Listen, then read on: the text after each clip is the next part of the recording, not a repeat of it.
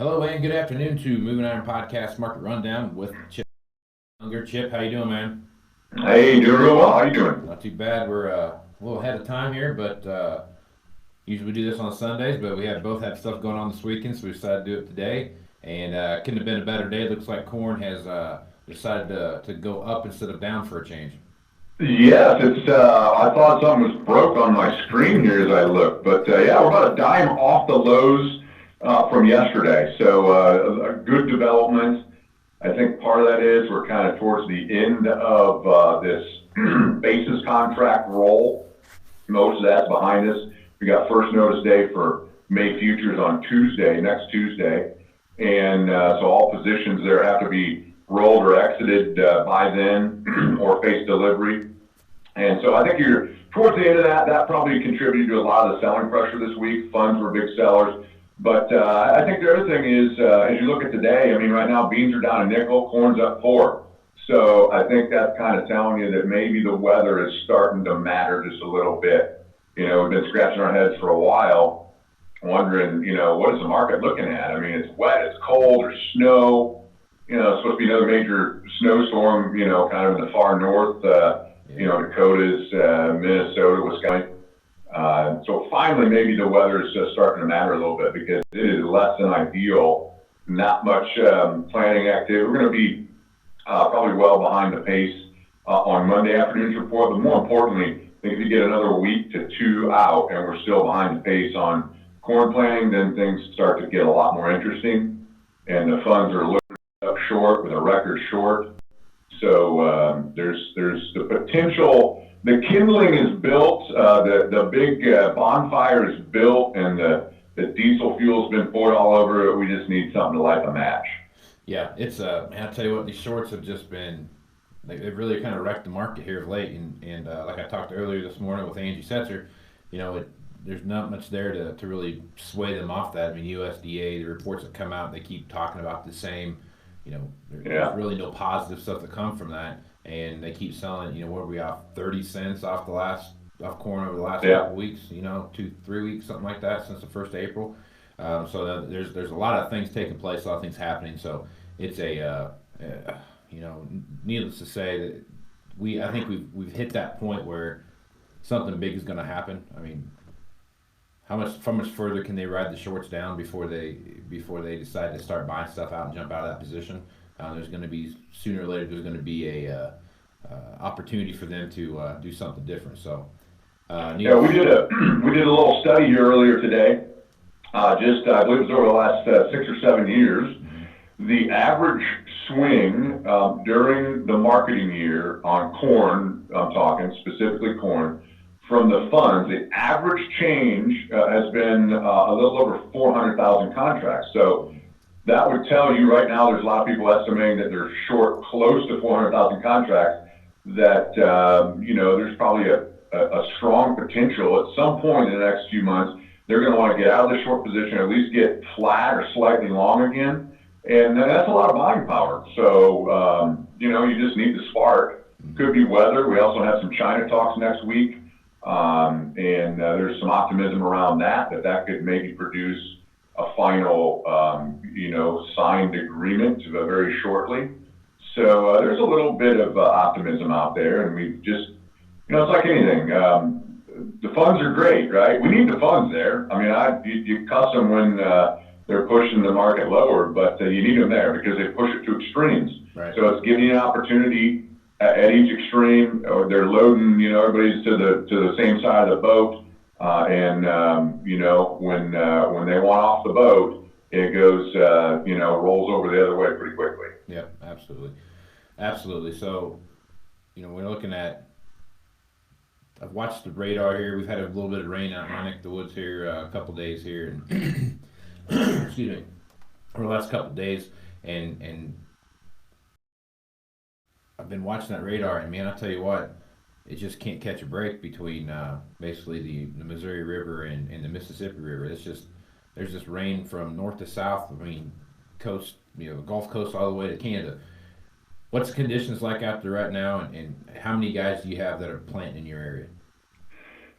Well, I tell you, Illinois in general has had a little bit of planting activity. It's been kind of hit or miss. The problem here is it's way different than what I mean, we were supposed to be in the 70s all week, and I think we were like one day, and it's still cold at night. It's barely getting up into the 60s. It's cloudy. We don't have wind on days, so we're not doing any net drying, and it's not warm. There's the next 5, 6 days here. We've got chances, pretty healthy chances of additional rain.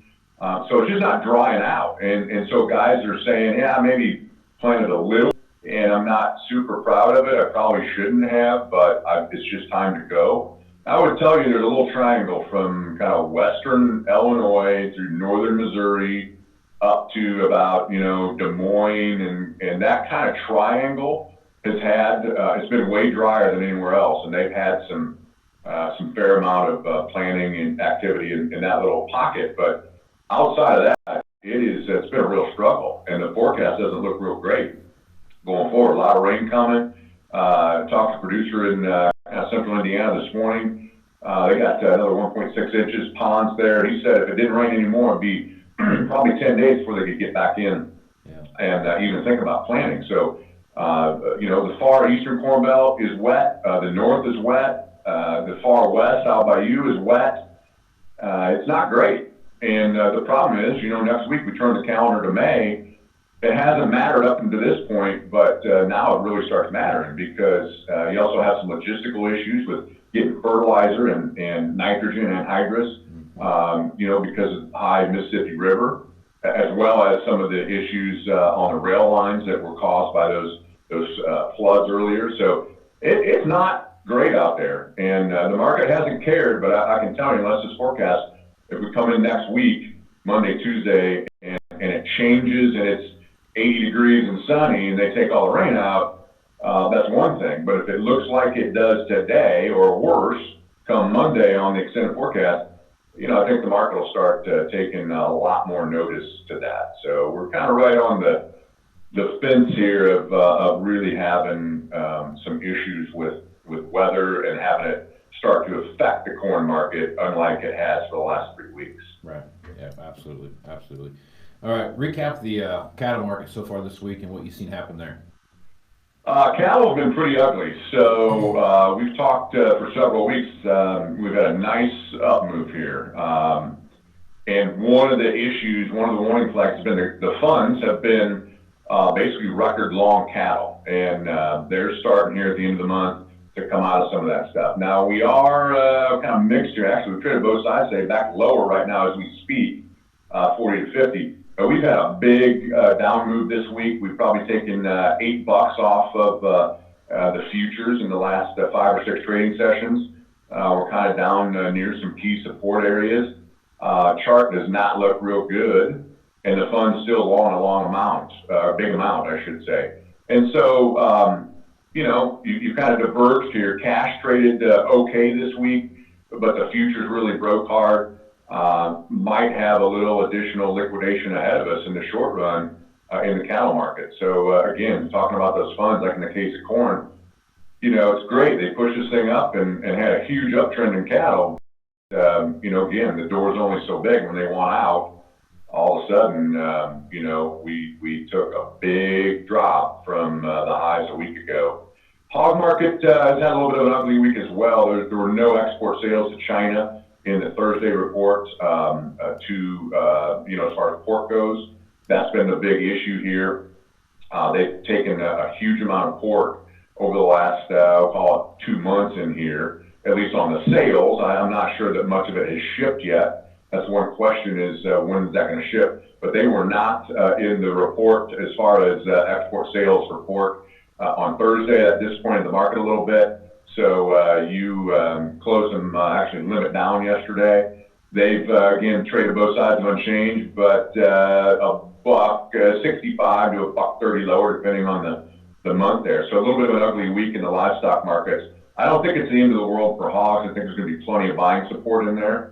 On this break, anywhere from $2 to $5 lower. We've had a huge move higher in hogs. So That is one market of our ag markets that is pretty exciting. And, you talk about volatility, those market swings $4 or $5 low to high in a day. So there's plenty of excitement. If you need excitement, watch the hog market for a couple hours because it'll get your heart racing. Yeah, hog market's all over the place, man. Glad those guys that are hog producers, man, God bless them, because they, man, one day it's feast, one day, next day it's famine. So it's a crazy swing. And I think that is a perfect example. I mean, I think we've talked about this in the past. I think the hog market is a perfect example of how these markets in today's day and age act, right? Because it's just like we're talking about the weather in corn, right? And we've been talking about it for a while. It's been horrendous weather for a while, and the market hasn't cared. Just pushed lower, lower, lower, lower. It was the same thing in hogs, right? We knew about the African swine fever. We knew about the problems in the Chinese hog herd. We knew they were probably going to have to buy our pork eventually. And it's just lower every day. And every $3 or $4 bounce you'd see 3 days later and pushing into new lows again. And all of a sudden, just something clicked right like that, and then it mattered, and then all of a sudden, everybody wants to buy it. The tide just totally turns. Hogs rally $20. So yeah. It just goes to show you, corn could look like that, beans could look like that. All you need is that spark, because we've got the rubber band stretched too far, and when it snaps back, it doesn't take long, and it creates a lot of volatility. So it's been ugly in the grain markets, but it can change on a dime, and oftentimes does, and probably will. And it'll be impossible to predict, and impossible to pin exactly why or the reason, but we'll get better. So you can't get too dejected about these grain markets, and still have a plan. Absolutely realize that we can rally. We likely will rally at some point. There were, I just heard at lunch today, this is secondhand, and I won't name names, but one of the head gurus of a major grain trading company was reported to have said that new crop corn will never get back to 420. So that's a kiss of death. When you go on record saying never, then never's about to slap you in the face. Yeah.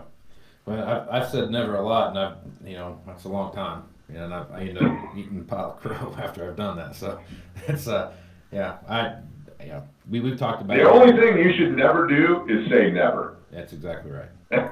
Good advice. Good advice from Chip Nellinger right there. Hey, words of wisdom on a Friday on the Moving Iron podcast. There you go. The only thing you should never do is use the word never. Yeah. Yep, absolutely right. Because God knows I've said never a lot, and I end up doing it again. So, what do you do, right? All right. Yeah. So just like we've talked about here, lots of stuff going on, lots of reasons to have a plan in place or to be working on a plan. If guys wanted to do that with you, how would they do that? Yeah, just give us a call, 309-550-7213. We'd love to chat with you. It's depressing out there to watch these markets, but there are some things you could do right now to implement as part of your marketing plan. We'd love to chat with you, give you some ideas. Just give us a call. We'd be happy to talk to you. Right on, Chip. All right, Chip. Well, have a good rest of the week here and enjoy your vacation, and we'll catch you when you get back, man. All right, a week from Sunday, we'll be back in action, and I'm about just over the past 10 years. I don't have statistics for this, and it doesn't matter the time of year. You could randomly throw a dart and have me take a week off, and I've been told by customers I'm about 80% accurate. The week I'm gone, it's a real haywire week in the market. So I'm hoping that by the time I come back, corn's 30, 40 cents higher, and beans are 60, 70 cents higher. We've got a China trade deal. So I'm trying my part here to, help our customers and farmers out there, because I've been told I'm about 80% accurate over the last decade. So let's hope that's the case. Well, I hope so too. So when you come back, that 420 thing will be in there. Let's prove never right. Okay. There you go. We'll do it. All right, Chip. Take care of yourself. All right, man. I'll talk to you.